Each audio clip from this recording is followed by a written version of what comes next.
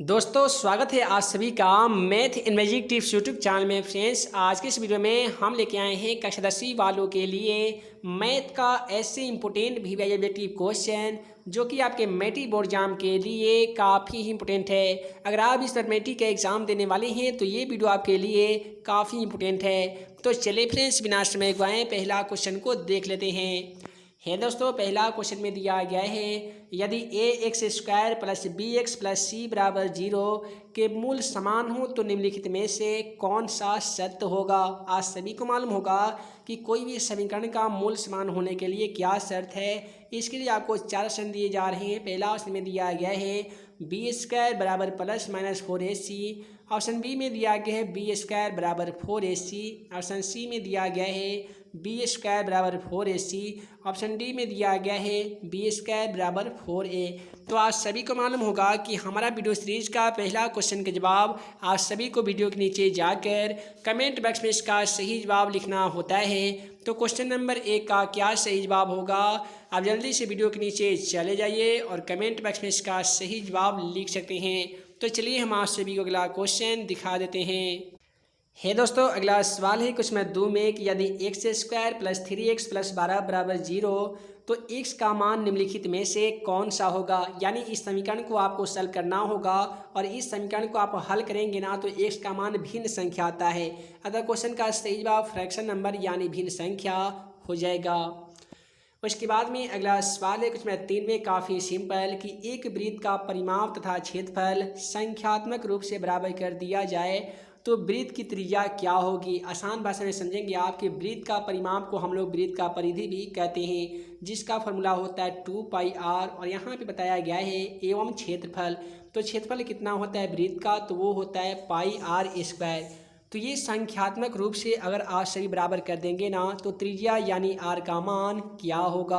आज सभी को मालूम होगा कि पाई से पाई आज सभी कटा सकते हैं। आर स्क्वायर का मतलब कि यहाँ पे 2 आर है तो एक आर से एक आर कट जाएगा तो यहाँ पे बचेगा केवल आर और यहाँ पे बचेगा केवल 2। तो आर का मान कितना आ गया है, तो 2 मात्रक आ गया है। तो चलिए ऑप्शन के माध्यम से देख लेते हैं कि 2 दिया गया है या नहीं। तो ऑप्शन ए को देख लीजिए, 2 मात्रक दिया जा चुका है। अतः क्वेश्चन का बिल्कुल सही जवाब ऑप्शन क हो जाएगा। उसके बाद में अगला सवाल है कुछ में 4 में कि 2 3 4 5 6 की माध्यिका क्या होगी। 2 3 4 5 6 की माध्यिका क्या होगी। इसका तो एक आसान तरीका है कि दोनों ओर से जुड़ा लगा लीजिए और बीच में जो संख्या बचती है समझ लीजिए कि आपका माध्यिका का आंसर आ गया है। तो इसमें क्वेश्चन का सही जवाब 4 होगा। चाहे तो आपका एक और इसका विधि है जिसका फॉर्मूला होता है n+1/2। तो n का मतलब होता है नंबर, ये कितना नंबर है। तो देख लीजिए 2 4 और 1 5 है तो 5 और प्लस 1/2 कट के कितना हो जाएगा, तो 5 और 1 6/2 कट के ये 3 होगा। तो आपको काउंटिंग करना होगा कि 3 नंबर में कौन सा संख्या है। तो देख लीजिए 1 2 3, 3 नंबर में कौन सी संख्या है, तो 4 है। अतः क्वेश्चन का सही जवाब 4 हो जाएगा। उसके बाद में अगला सवाल है उसमें 5 में कि वृत्त की सबसे बड़ी जीवा क्या कहलाती है। इसके लिए आपको 4 ऑप्शन दिया जा रहा है। ये चारों ऑप्शन में बताना होगा कि वृत्त की सबसे बड़ी जीवा को हम लोग क्या कहते हैं। आज सभी को मालूम होगा कि वृत्त कुछ इस प्रकार से होता है। इसमें जो सबसे बड़ी जीवा होती है उसको हम लोग व्यास बोलते हैं, जो इस प्रकार से होता है। ठीक है, तो इसको हम लोग व्यास बोलते हैं। तो क्वेश्चन का सही जवाब ऑप्शन बी हो जाएगा, व्यास। उसके बाद में अगला सवाल काफ़ी सिंपल है। क्वेश्चन 6 में दिया गया है एक्स अक्ष के निर्देशांक होते हैं, यानी एक्स अक्ष पर किसी बिंदु का निर्देशांक कितना होता है।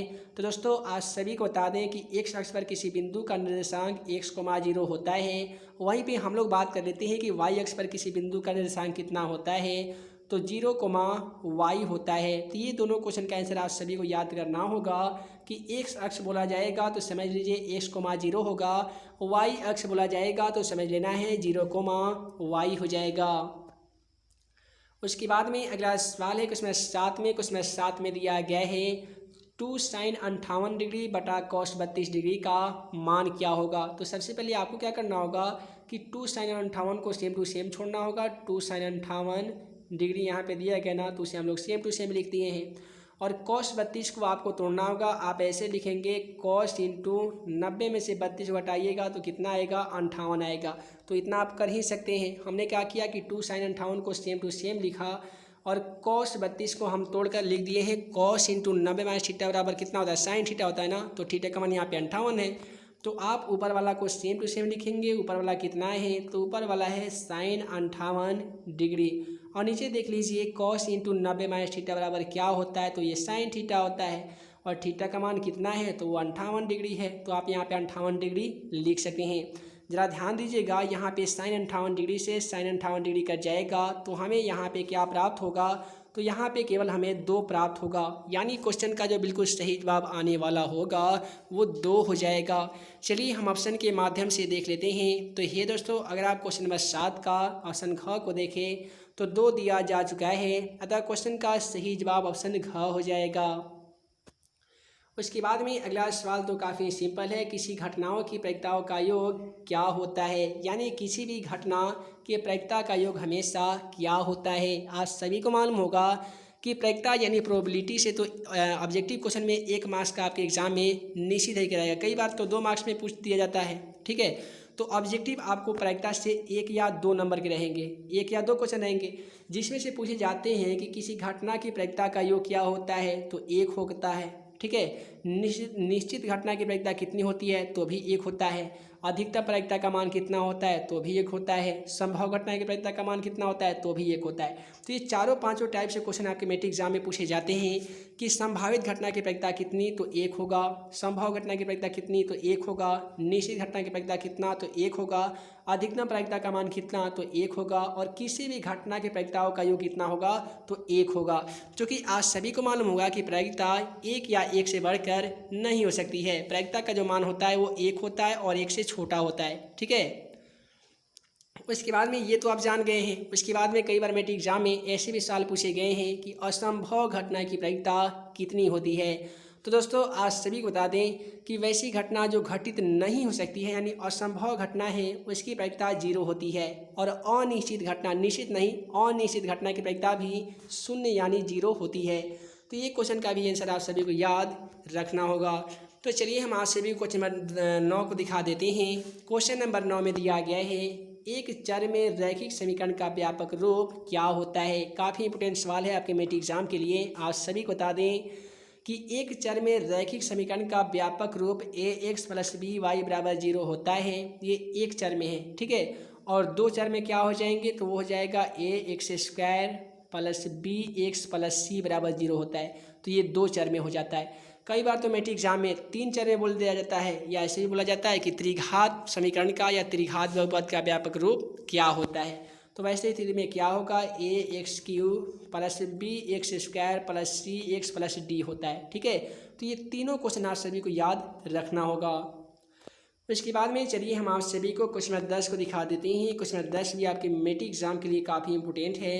क्वेश्चन नंबर 10 में दिया गया है कि यदि √3 से थीटा बराबर 2 हो तो थीटा का मान क्या होगा। मैट्रिक एग्जाम में तो ऐसे सवाल बहुत बार देखने को मिला है कि यदि √3 से थीटा बराबर 2 हो तो थीटा का मान क्या होगा।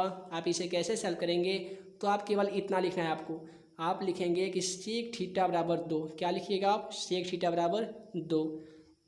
तो ज़रा ध्यान दीजिए कि √3 यहाँ पे मल्टीप्लिकेशन में है यानी गुना में है। तो कोई भी संख्या जो गुना में हो बराबर को जाने पर गुना का सिंबल चेंज होकर डिवाइड यानी भागा में हो जाता है। तो यहाँ पे भाग में √3 हो जाएगा। और इसके बाद में आपको ये याद करना होगा कि सेक थीटा में कितने डिग्री का मान 2/√3 होता है। तो दोस्तों, आप सभी को बता दें कि सेक में 30 डिग्री और कोसेक में 60 डिग्री का मान 2/√3 होता है। यानी क्वेश्चन का जो बिल्कुल सही जवाब आएगा ना, ऑप्शन ख आएगा 30 डिग्री। इसके बाद में अगला सवाल है क्वेश्चन नंबर 11 में। क्वेश्चन नंबर 11 में बोला गया है कि 2 समरूप त्रिभुजों के क्षेत्रफल का अनुपात उनकी संगत भुजाओं के डॉट डॉट के अनुपात के बराबर होते हैं। ये आपके एक प्रमेय पूछ लिया गया है।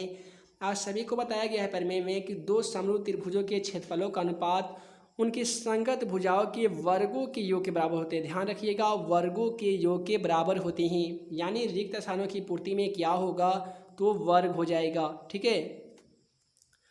उसके बाद में अगला सवाल क्वेश्चन नंबर 12 को देख लीजिए। क्वेश्चन नंबर 12 में बोला गया है कि 1 2 3 4 5 के माध्य क्या होगा। माध्य ज्ञात करना तो काफ़ी सिंपल होता है। इसके लिए आपको एक फार्मूला की आवश्यकता पड़ता है, वह होता है सिग्मा एक्स बटा एन। देखिए अब सिग्मा एक्स का मतलब होता क्या है, तो सिग्मा एक्स का मतलब कि क्वेश्चन में जितनी भी संख्या दिया गया है सभी का योग यानी सभी संख्याओं का जोड़। तो यहाँ पे दिया गया एक, तो हम लोग लिखेंगे 1 + 2 + 3 + 4 + 5, इतना ही संख्या में प्राप्त है। उसके बाद में एन का मतलब नंबर, ये कितनी संख्याएं हैं, तो देख लीजिए 1 से लेकर 5 तक है तो 5 संख्याएं होंगे, तो यहाँ पे आपको 5 से भाग लगा देना होगा। उसके बाद में आप क्या करेंगे कि सभी संख्याओं को काउंटिंग करेंगे यानी जोड़ेंगे, तो 2 × 1 = 3 हो जाएगा, 3 × 3 = 6, 6 × 4 = 10 हो जाएगा, और 10 में 5 जोड़ लेंगे तो कितना हो जाएगा 15 हो जाएगा। तो आप यहाँ पे 15 लिख सकते हैं, और भाग में 5 है तो आप यहाँ पे 5 लिख सकते हैं। आप सभी को मालूम होगा कि 15 में 5 से भाग लगाते हैं तो 5 × 3 = 15, ये 3 मरतबे कट जाता है। यानी इस क्वेश्चन में अगर आप सही मान ज्ञात कीजिएगा ना इस क्वेश्चन का, तो क्वेश्चन का सही जवाब क्या आएगा, 3 आएगा। उसके बाद में चलिए हम आप सभी को अगला क्वेश्चन दिखा देते हैं, क्वेश्चन नंबर 13 को। क्वेश्चन नंबर 13 में बोला गया है कि sine 50 degree plus cos 40 degree बराबर 2 क्या होगा। तो चलिए इसको सबसे पहले हम लोग सॉल्व कर लेते हैं। तो यहाँ पे साइन 50 डिग्री दिया गया है तो आप उसे ऐसे लिख सकते हैं, साइन इंटू 90 में से 50 घटाइएगा तो जाहिर सी बात है कि 40 डिग्री आ जाएगा, और प्लस में कितना है तो प्लस में कॉस 40 डिग्री है। उसके बाद में आप सभी को मालूम होगा कि साइन इंटू 90 - थीटा बराबर कॉस थीटा होता है। तो यहाँ पे थीटा का मान 40 डिग्री है ना, तो आप 40 डिग्री लिख लीजिएगा, और प्लस में यहाँ पे कितना था तो यहाँ पे भी कॉस 40 डिग्री था। तो कॉस 40 डिग्री को कॉस 40 डिग्री में अगर आप सभी ऐड कीजिएगा तो कॉस और कॉस मिलकर 2 कॉस हो जाएगा, और कितना डिग्री है 40 डिग्री है। तो क्वेश्चन का सही जवाब 2 cos 40 डिग्री आएगा। तो यहाँ पे 2 cos 40 डिग्री ना देकर 2 cos दिया गया है, तो यहाँ पे डॉट डॉट की जगह पे कितना होगा 40 डिग्री हो जाएगा। ठीक है, तो ये तो काफ़ी सिंपल सवाल था। चलिए हम आप सभी को अगला क्वेश्चन दिखा देते हैं। अगला सवाल में दिया गया है कि tan इंटू 90 - थीटा बराबर क्या होता है। तो ये त्रिकोणमिति के फार्मूला चैप्टर से लिया गया है कि tan इंटू 90 - थीटा बराबर क्या होता है। ये फार्मूला है कि tan इंटू 90 - थीटा बराबर क्या होता है, तो cot थीटा होता है, और cot इंटू 90 - थीटा बराबर क्या होता है तो tan थीटा होता है। ठीक है, उसके बाद में अगला सवाल को देख लीजिए। क्वेश्चन 15 में दिया गया है किसी वृत्त की स्पर्श रेखा डॉट डॉट बिंदु पर स्पर्श करती है। मान लेते हैं कोई भी ऐसा एक वृत्त है, कोई इसका स्पर्शिका ए से खींच लेते हैं।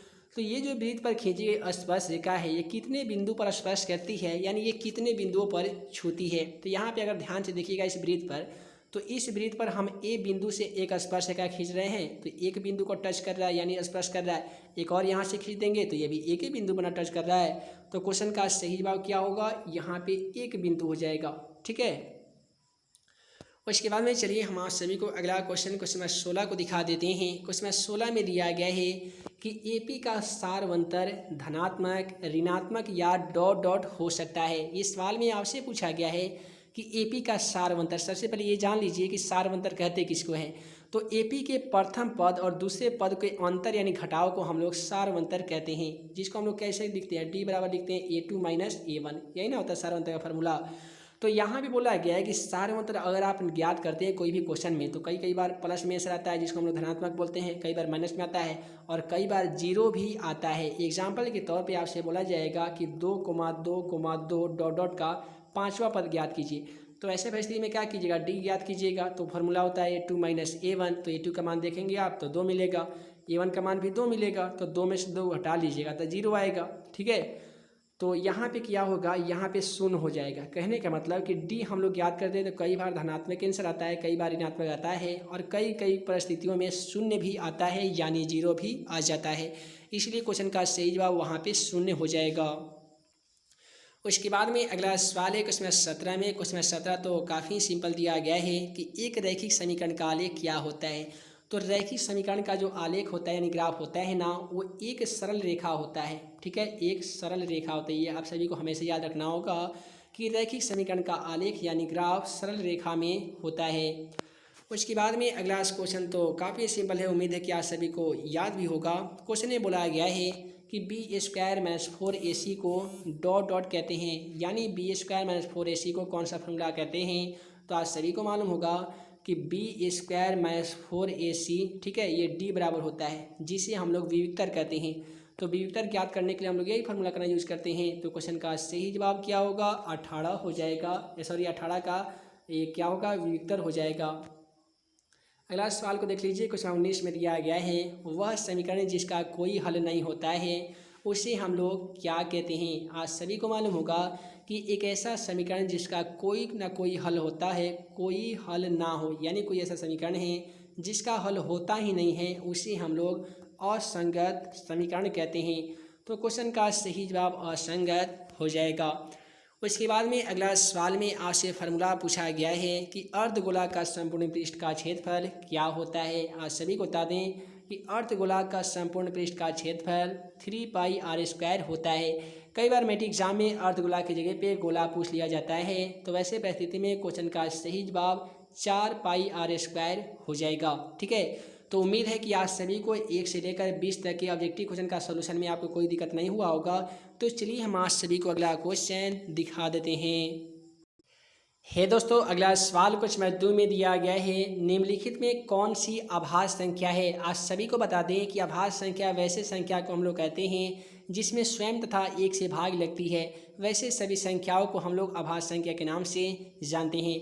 एग्जाम्पल के तौर पे 3 को देख लीजिए, 3 में केवल 3 से भाग लगेगा या 3 में केवल 1 से भाग लगेगा। इसके अलावा कोई अन्य संख्या से भाग इसमें नहीं लगेगा, अतः 3 एक कौन सी संख्या हो जाएगा, आभास संख्या हो जाएगा। लेकिन इसके लिए हमको ऑप्शन दिया गया है, पहला इसमें दिया गया 10, 10 में तो भाग लगता है, तो 10 एक भाज्य संख्या है, तो ये गलत हो जाएगा। ऑप्शन बी को देख लीजिए, ऑप्शन बी में तो 7 दिया गया है, 7 में केवल 7 से भाग लगेगा, अन्यथा 1 से लगेगा, तो 7 क्या हो जाएगा, आभाज्य संख्या हो जाएगा।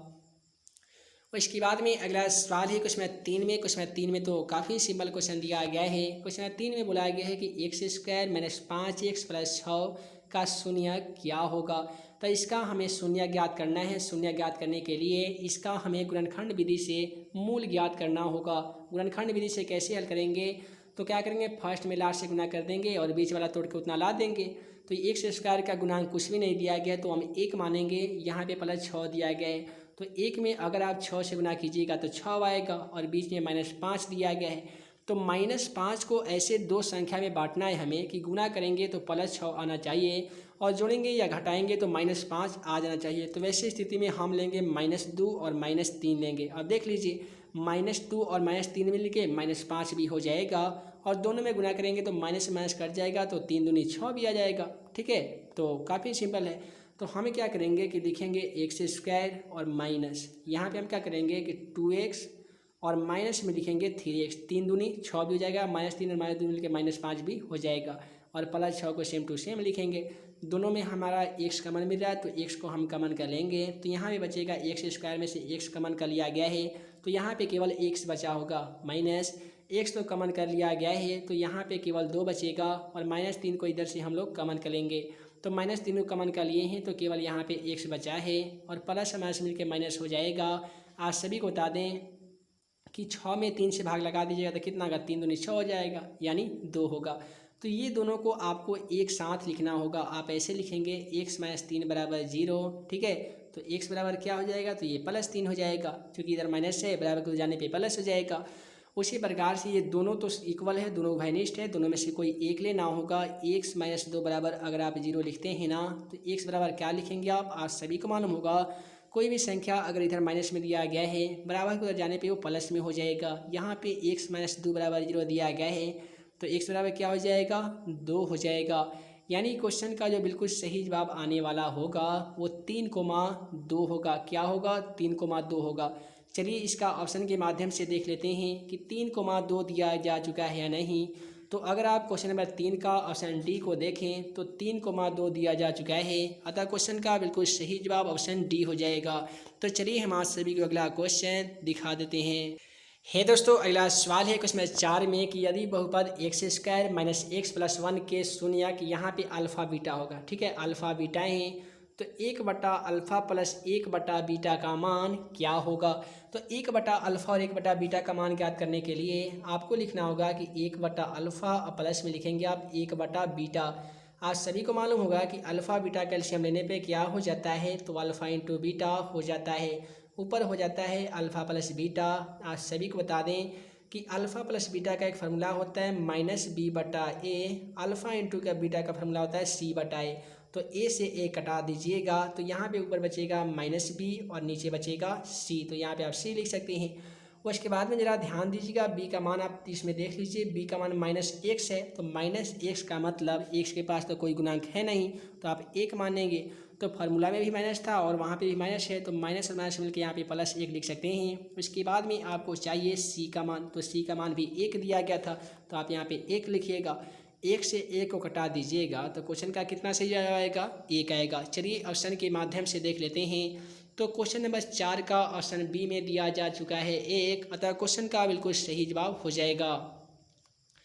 उसके बाद में चलिए आप सभी को हम क्वेश्चन नंबर 5 को दिखा देते हैं। क्वेश्चन नंबर 5 तो काफ़ी ही सिंपल दिया गया है कि यदि किसी त्रिभुज ABC में AC² बराबर AB² प्लस BC² हो तो कोण B का मान क्या होगा। मान लेते हैं कि यह एक त्रिभुज दिया गया है, मान लेते हैं कि ये एक त्रिभुज है, इसमें हम लिख देते हैं A B और इसका C दे देते हैं। तो यहाँ में बोला गया है कि AC² जिसको हम लोग ये कर्ण बोलते हैं, तो कर्ण का स्क्वायर बराबर आप सभी को मालूम होगा कि लंब का स्क्वायर प्लस आधार का स्क्वायर होता है। तो कर्ण का स्क्वायर बराबर लंब का स्क्वायर प्लस आधार का स्क्वायर, ये कौन से त्रिभुज में होता है। तो हम जो त्रिभुज बनाए हैं ये समकोण त्रिभुज है, इससे त्रिभुज को हम लोग समकोण त्रिभुज बोलते हैं।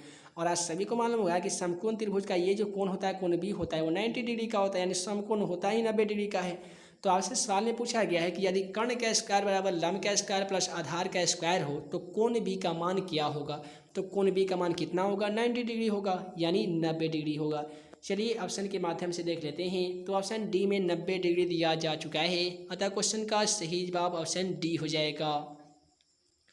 उसके बाद में अगला सवाल है, प्रायिकता का अधिकतम मान क्या होता है। आज सभी को पिछले वाले क्वेश्चन में बता ही दिए हैं कि प्रायिकता का अधिकतम मान 1 होता है, तो क्वेश्चन का सही जवाब ऑप्शन सी लिखेंगे आप, 1। उसके बाद में अगला क्वेश्चन को देख लीजिए। अगला क्वेश्चन में दिया गया है बिंदु 4, -2 और 6, 4 को मिलाने वाली रेखाखंड के मध्य बिंदु का निर्देशांक क्या होता है। ठीक है, तो दोस्तों मध्य बिंदु का निर्देशांक ज्ञात करने के लिए हम लोग एक फार्मूला का इस्तेमाल करते हैं, वो फार्मूला होता है x1 + x2/2। तो यहाँ पे हम लोग फार्मूला का यूज़ करेंगे, x बराबर x1 + x2/2 और y बराबर y1 + y2/2। तो यहाँ पे x1 का मान देख लीजिए 4 दिया गया है, तो आप यहाँ पे 4 लिखिएगा, और प्लस x2 का मान देख लीजिए कितना है, तो 6 दिया गया, तो आप यहाँ पे 6 लिखिएगा और बटा 2 हो जाएगा। तो 6 कितना होता है, 10 होता है, 10 भागा 2 कीजिएगा तो कितना आएगा, 5 आएगा। तो पहला आंसर हमारा 5 आ गया है। ठीक है, उसके बाद में उसी प्रकार से हम लोग y का फार्मूला लगा देंगे। y का फार्मूला होता है y1 + y2/2 होता है। y1 का मान देख लीजिए -2 दिया गया है, तो आप यहाँ पे -2 लिख सकते हैं, प्लस चाहिए आपको y2 का मान। y2 का मान यहाँ पे 4 दिया गया है ना, तो 4 लिखिएगा और बटा 2 कीजिएगा। तो देख लीजिए -2 का मतलब हो गया कि किसी भी व्यक्ति के पास 2 रुपया कर्ज है, उसे कहीं से 4 रुपया की प्राप्ति होती है, तो कर्जदार को 2 रुपया दे भी देगा तो उसके पास 2 रुपया बचेगा और भागा 2 है, तो 2 से 2 कटेगा 1 मरतबे। तो पहला हमारा आंसर आया था 5 और दूसरा आंसर आ गया है 1। तो चलिए हम लोग ऑप्शन के माध्यम से देखेंगे कि 5,1 दिया गया है या नहीं। तो चलिए ऑप्शन को देख लेते हैं। तो अगर आप ऑप्शन बी को देखें तो 5,1 दिया जा चुका है, अतः क्वेश्चन का सही जवाब ऑप्शन बी हो जाएगा। उसके बाद में अगला सवाल है क्वेश्चन 8 में कि साइन इंटू 90 डिग्री माइनस ए बराबर क्या होगा। ये आपसे फार्मूला पूछा गया है कि साइन इंटू 90 माइनस ए बराबर क्या होगा। तो दोस्तों आप सभी बता दें कि साइन इंटू 90 माइनस थीटा बराबर कॉस थीटा होता है। तो थीटा की जगह पे यहाँ पे ए दिया गया है, तो बहुत सिंपल है। तो साइन इंटू 90 डिग्री माइनस ए बराबर क्या हो जाएगा, तो कॉस ए हो जाएगा। उसके बाद में अगला जो सवाल है हमारा कि वृत्त की परिधि एवं व्यास का अनुपात क्या होता है। तो वृत्त की परिधि एवं व्यास का अनुपात क्या होता है, तो देख लीजिए वृत्त का परिधि कितना होता है, तो वो होता है 2πr होता है, और व्यास का क्या होता है, तो व्यास का तो केवल d होता है, या हम लोग d/2 भी लिख सकते हैं, ऐसे d/2। ठीक है, तो क्या हो जाएगा, 2 से 2 कटेगा तो यहाँ पे कितना बचेगा, πr बराबर d बचेगा। तो इस प्रकार से आपका जो क्वेश्चन का सही जवाब आएगा ना, वो π/1 आएगा। क्या आएगा, π/1 आएगा, जो कि आपका ऑप्शन सी में दिया गया है, π/1। यही हो जाएगा क्वेश्चन का बिल्कुल सही जवाब। उसके बाद में चलिए हम आप सभी को अगला क्वेश्चन दिखा देते हैं। यहाँ पे बोला गया है कि प्रथम 5 विषम संख्याओं का माध्य ज्ञात कीजिए। यहाँ पे आप सभी को प्रथम 5 विषम संख्याओं का माध्य ज्ञात करना होगा। तो आपको आप क्या कीजिएगा कि 5 को विषम संख्या लिख लीजिएगा, 5 को विषम संख्या लिख लीजिएगा, सभी को जोड़ के 5 से भाग लगा दीजिएगा, क्योंकि माध्य का फॉर्मूला ही होता है सिग्मा x/n। तो सिग्मा एक्स का मतलब सभी संख्याओं का योग और बटा कुल संख्या।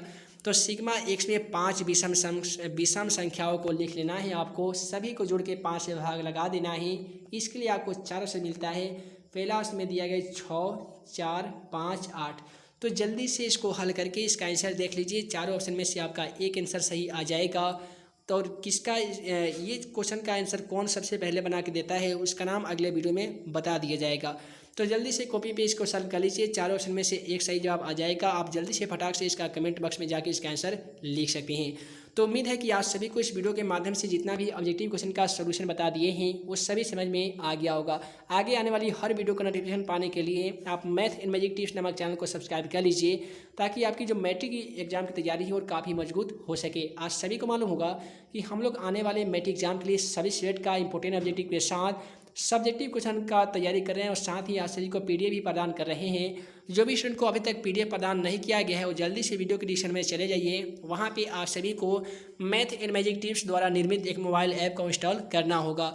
उस ऐप का लिंक वीडियो के डिस्क्रिप्शन बॉक्स में भी दिया जा चुका है, या आप प्ले स्टोर में सर्च कर सकते हैं मैथ इन मैजिक टिप्स, और वहाँ पे आपको जो सबसे पहला एप्लीकेशन देखने को मिलेगा उसको इंस्टॉल कर लीजिए, ताकि आपकी मैट्रिक एग्जाम की तैयारी काफ़ी मजबूत हो सके। चाहे तो आप वीडियो के डिस्क्रिप्शन में दिए गए लिंक को एक वेबसाइट का भी लिंक दिया गया है जिसका नाम है questionforexam.com। तो questionforexam.com पे भी जाके आप ऑनलाइन तैयारी कर सकते हैं और साथ भी वहाँ पे जाके क्विज खेल सकते हैं और वहाँ पे ढेरों सारे पीडीएफ फ्री में डाउनलोड कर सकते हैं।